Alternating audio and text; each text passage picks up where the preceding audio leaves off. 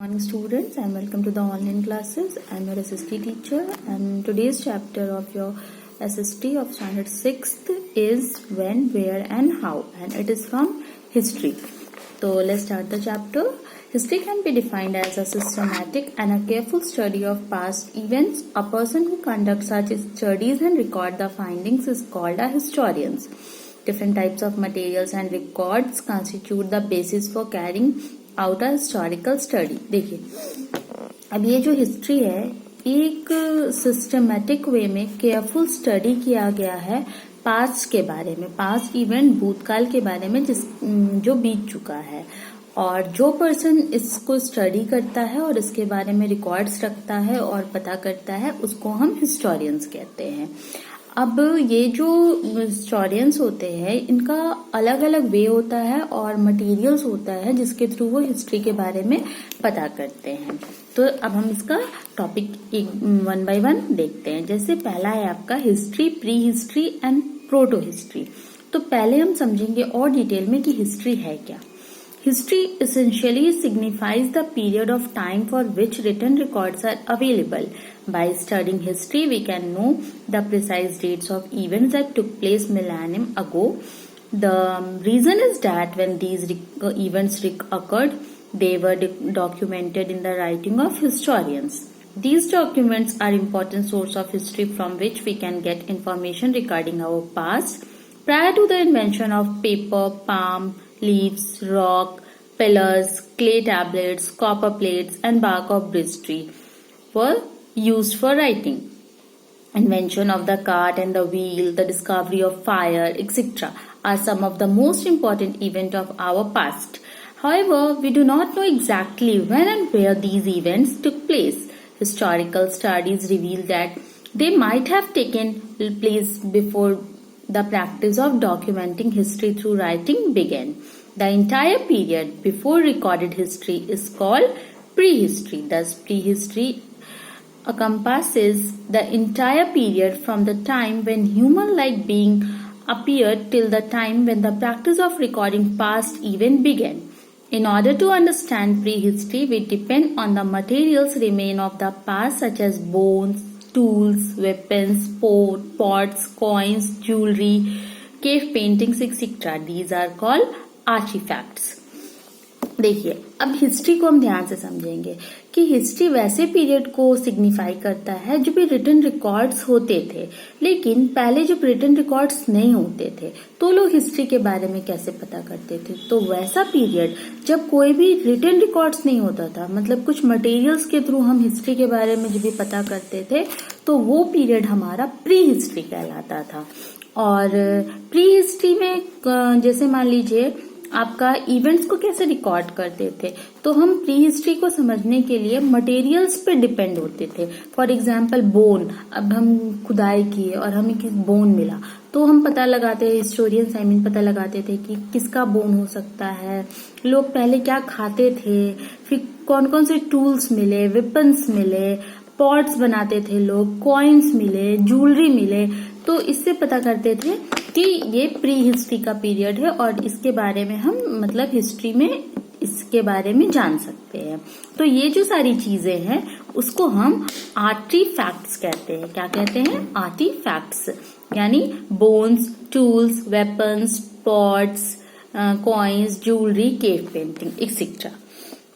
देखिए, फिर between prehistory and the historical period, there are a period for which we have no direct written evidence available from contemporary sources. However, the historical text composed later suggest their existence and even record with a certain degree of precision some of the major event of that period. Such period is called proto-history. Proto-history या post history, मतलब जब लोगों के पास कुछ records होने लगे, written records होने लगे, तो उस पीरियड को हम लोग प्रोटो हिस्ट्री कहने लगे। तो अब जो नेक्स्ट टॉपिक है इस चैप्टर का वो है आपका importance of studying the past events. अब ये पास्ट इवेंट्स जो बीत गया उसके बारे में पढ़ना क्यों इम्पोर्टेंट है, देखते हैं हम लोग क्यों इम्पोर्टेंट है इसके बारे में पढ़ना। History is regarded as a systematic record of past events in order in which they happened. The motivation for studying history comes from the curiosity to know how our predecessors lived in the past. However, it is in fact about a past that has an extremely magnificent part to play in shaping our present. We can also say that the study of the past makes us understand who we are, what we are at present, and why we live, think and act. Why do we do today? By reading history, we gather knowledge about how the modern world has evolved over centuries, following a continuous process of development. देखिए, अब ये जो history है ये एक systematic record है. धीरे धीरे जो जो चीजें होती गई उसको रिकॉर्ड करते गए, जैसे जैसे होती गई वैसे वैसे रिकॉर्ड करते गए.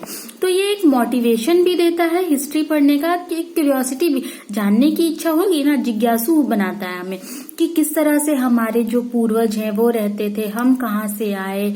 और ये बहुत ही एक्सट्रीमली इम्पोर्टेंट रोल प्ले करता है हमारे प्रेजेंट में. तो अब जैसे जैसे हम हिस्ट्री के बारे में जानेंगे तो हम जान पाएंगे कि आज हम जिस वर्ल्ड में रह रहे हैं वो आपका कैसे बना और इसमें क्या क्या डेवलपमेंट्स होते गए शुरू से. ठीक है. The study of historical past is also helpful in solving some of the problems we are facing today. For example, history teachers us war should be avoided because they have long lasting harmful effects and are destructive. देखिए, अब जैसे हम लोग history के बारे में study करते हैं तो हमें प्रेजेंट सर्कमस्टांसेस में भी वो हेल्प करता है. जैसे कि एग्जाम्पल हम देखते हैं कि हिस्ट्री हमें बताता है कि हम अगर दूसरे कंट्रीज से या खुद में वॉर करें, लड़ाई करें, तो अगर बहुत लंबा ये वॉर अगर चला तो क्या होगा, इसका बहुत ही हार्मफुल इफेक्ट पड़ता है हमारे लाइफ में और सब चीज डिस्ट्रक्ट हो जाएगा, डैमेज हो जाएगा, खराब हो जाएगा. तो हमें वॉर को अवॉइड करना चाहिए. तो ये हम किससे जाने? हिस्ट्री से जाने, क्योंकि ऑलरेडी हिस्ट्री में पास्ट में वॉर्स हुए हैं और जब इसका रिजल्ट ये हुआ है कि कुछ भी नहीं बचा, तो हमें इस चीज को ध्यान में रखना होगा.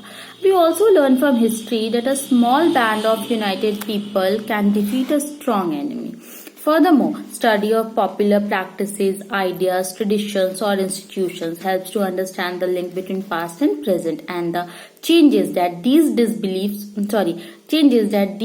beliefs or practices have gone over centuries leading to their present form. अब देखिए, अब जो इवेंट्स पास्ट में हुए और जो इवेंट अभी प्रेजेंट में हो रहे हैं, तो हिस्ट्री क्या करता है, हमें पास्ट और प्रेजेंट के इवेंट्स को जोड़ के रखता है. ठीक है. तो अब है आपका क्रोनोलॉजी ऑफ इवेंट्स. क्रोनोलॉजी का मतलब होता है पीढ़ी दर पीढ़ी, यानी मतलब एक के बाद एक जो जो इवेंट्स होते गए उसको हमें क्रॉनिकल वे में या कह लो आप सिस्टमेटिक वे में हम उसको रिकॉर्ड करते हैं. तो कैसे क्रोनोलॉजी के वे में इवेंट्स को रिकॉर्ड करा गया. It is not possible to understand history unless the event of the past are in chronological order. देखिए, हिस्ट्री को समझना बहुत आसान है. कैसे? अगर हम इसको क्रोनोलॉजी में समझे, यानी वन बाय वन, एक के बाद एक. जैसे मान लीजिए आप अपनी फैमिली को ही एग्जाम्पल लीजिए, तो आप अपनी फैमिली को बहुत इजीली समझ सकते हैं कि आपके दादाजी कौन थे, आपके परदादा कौन थे, फिर आपके दादाजी कौन है, आपके फादर कौन है, आप कौन है, आपके आने वाले जनरेशन कौन है. तो इसको आप बहुत इजीली समझ सकते हैं. लेकिन आप ये नहीं जानेंगे कि आपके दादाजी कौन थे, तो आपके पापा के बारे में भी आप बहुत मुश्किल से जान पाएंगे. तो उसी तरह से हमें क्रोनोलॉजिकल वे में अगर हिस्ट्री को पढ़े तो ये बहुत ही इंटरेस्टिंग है और बहुत ही इजी है. The past events are arranged in order to time. Events that happened first are followed by events that happened. This order is known as chronology. तो अभी chronology एक नया वर्ड है जो आपको बहुत अच्छे से समझ में आया होगा कि chronology बेसिकली जो इवेंट पहले हुआ उसको पहले नोट करेंगे, उसके बाद जो हुआ उसको नोट करेंगे. तो ये आपका chronology कहलाता है. In fact, the practice of recording historical event in a particular sequence gives us an idea as to how human being progressed from the earliest to the latest stage of civilization. और साथ ही साथ ये हम लोगों को बताता है कि कैसे लोग पहले अर्ली मैन का लाइफ जीते थे और फिर धीरे धीरे वो एक सिविलाइज्ड पर्सन बने और कैसे वो सिविलाइजेशन में रहने लगे. However, a chronology without a certain point of reference is not possible, what is this point of reference that the historians adopt? तो ये क्रोनोलॉजी बहुत इम्पोर्टेंट है और इसके बिना हम हिस्ट्री के बारे में जानना थोड़ा हमें मुश्किल होगा। तो अब हम क्रोनोलॉजी में जाने से पहले हम कुछ डेट्स और इवेंट्स के बारे में पढ़ेंगे कि ये डेट्स होता क्या है और हिस्ट्री में हम कैसे डेट्स को जान पाते हैं। तो अभी आज हम यहीं पे छोड़ेंगे और नेक्स्ट टॉपिक जो होगा वो होगा आपका डेट्स के बारे में। ठीक है स्टूडेंट्स, तो अभी आप यहीं तक रिकॉल करेंगे, बाकी फिर नेक्स्ट क्लास में मिलते हैं।